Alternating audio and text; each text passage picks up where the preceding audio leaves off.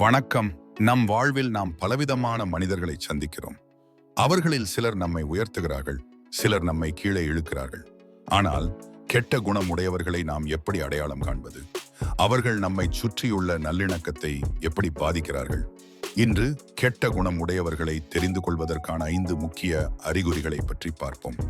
இந்த அறிகுறிகள் உங்களை பாதுகாத்துக் கொள்ளவும் ஆரோக்கியமான உறவுகளை வளர்த்துக் கொள்ளவும் உதவும். முதலாவது, தொடர்ச்சியான எதிர்மறை பேச்சு மற்றும் குறை கூறுதல். கெட்ட குணம் கொண்டவர்களின் முதல் அடையாளம் அவர்களின் பேச்சில் வெளிப்படும் தொடர்ச்சியான எதிர்மறை தன்மைதான். எதை எடுத்தாலும் குறை கண்டுபிடிப்பது, மற்றவர்களை பற்றி வதந்தி பரப்புவது அல்லது எதற்கெடுத்தாலும் எதிர்மறையாக பேசுவது இவர்களின் இயல்பு. சூரிய உதயமானாலும் இன்று வெயில் அதிகம் என்பார்கள்.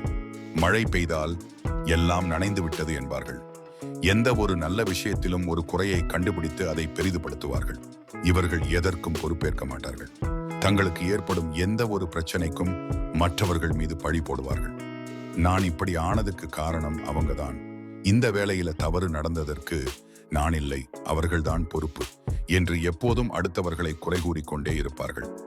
தங்கள் தவறுகளை ஒப்புக்கொள்ளவோ அதிலிருந்து பாடம் கற்றுக்கொள்ளவோ அவர்களுக்கு மனமில்லை. இது அவர்களின் ஆழ்மனதில் உள்ள பாதுகாப்பின்மை மற்றும் சுயநலத்தின் வெளிப்பாடு. இவர்களுடன் பழகும்போது உங்களுக்கும் எதிர்மறை எண்ணங்கள் தோற்றிக்கொள்ள வாய்ப்புள்ளது. இரண்டாவது, பொறாமை மற்றும் வெற்றியை பொறுத்து கொள்ளாமை.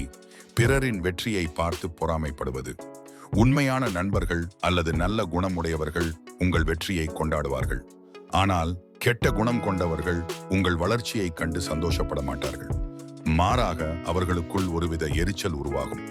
நீங்கள் ஒரு புதிய காரை வாங்கினால் அவரால் எப்படி வாங்க முடிஞ்சது, அதுக்கு ஏதோ தில்லு முள்ளு பண்ணியிருப்பார் என்று சந்தேக கண்ணோடு பார்ப்பார்கள். உங்கள் பதவி உயர்வு, புதிய உறவு அல்லது வேறு எந்த ஒரு நல்ல விஷயத்தையும் பாராட்ட மாட்டார்கள். மாறாக அதை குறைத்து மதிப்பிடவோ உங்கள் வெற்றிக்கு வேறு ஏதேனும் ஒரு தவறான காரணம் கற்பிக்கவோ முயற்சிப்பார்கள். இவர்களுடன் இருக்கும்போது உங்கள் சாதனைகளை நீங்கள் முழுமையாக அனுபவிக்க முடியாது. இவர்களின் பொறாமை உங்கள் உற்சாகத்தை குலைக்கும். மூன்றாவது, இரக்கமின்மை மற்றும் மற்றவர்களின் உணர்வுகளை மதிக்காமை. கெட்ட குணம் கொண்டவர்களுக்கு இரக்கம் என்பதே இருக்காது. மற்றவர்கள் படும் துன்பத்தை அவர்கள் பொருட்படுத்த மாட்டார்கள். உங்களின் கஷ்டங்களை பற்றி பேசும்போது அவர்கள் அக்கறையின்றி இருப்பார்கள் அல்லது உங்களை எள்ளி நகையாடுவார்கள். உதாரணமாக, நீங்கள் ஒரு சோகமான செய்தியை பகிர்ந்து கொண்டால் அவர்கள் அதை சாதாரணமாக எடுத்துக்கொள்வார்கள் அல்லது உங்கள் உணர்வுகளை கேலி செய்வார்கள். மற்றவர்களின் உணர்வுகளை புரிந்து கொள்ளவோ அல்லது அதற்கு மதிப்பளிக்கவோ அவர்களுக்கு தெரியாது. அவர்கள் எப்போதும் தங்கள் தேவைகள் மற்றும் உணர்வுகளுக்கே முன்னுரிமை கொடுப்பார்கள். இந்த வகையானவர்கள் தங்கள் சுயநலத்திற்காக மற்றவர்களை பயன்படுத்த தயங்க மாட்டார்கள். இவர்களால் உங்களுக்கு எந்த விதமான உணர்ச்சி பூர்வமான ஆதரவும் கிடைக்காது. நான்காவது, பொய் பேசுதல் மற்றும் கையாளுதல். தொடர்ச்சியாக பொய் பேசுவது மற்றும் மற்றவர்களை கையாளுவது. கெட்ட குணம் கொண்டவர்கள் தங்கள் சுயநல நோக்கங்களுக்காக உண்மையை மறைக்கவோ அல்லது திரித்து கூறவோ தயங்க மாட்டார்கள். அவர்கள் தங்கள் இலக்குகளை அடைய மற்றவர்களை உணர்ச்சி பூர்வமாக அல்லது மனரீதியாக கையாளுவார்கள். உதாரணமாக, ஒரு பொய்யை உண்மை போல சித்தரித்து உங்களை தவறாக வழிநடத்த முயற்சிப்பார்கள். ஒரு சூழ்நிலையில் தங்கள் தவறை மறைக்க பல பொய்களை அடுக்கடுக்காக சொல்வார்கள். அவர்கள் தங்கள் செயல்களுக்கு பொறுப்பேற்காமல் மற்றவர்களை கையாண்டு தங்களை நியாயப்படுத்திக் கொள்வார்கள். இவர்களின் சூழ்ச்சி வலையில் சிக்கினால் உங்கள் நம்பகத்தன்மையும் மன அமைதியும் பாதிக்கப்படும். ஐந்தாவது, எல்லாவற்றிலும் தங்களுக்கு மட்டுமே முக்கியத்துவம் கொடுத்தல்.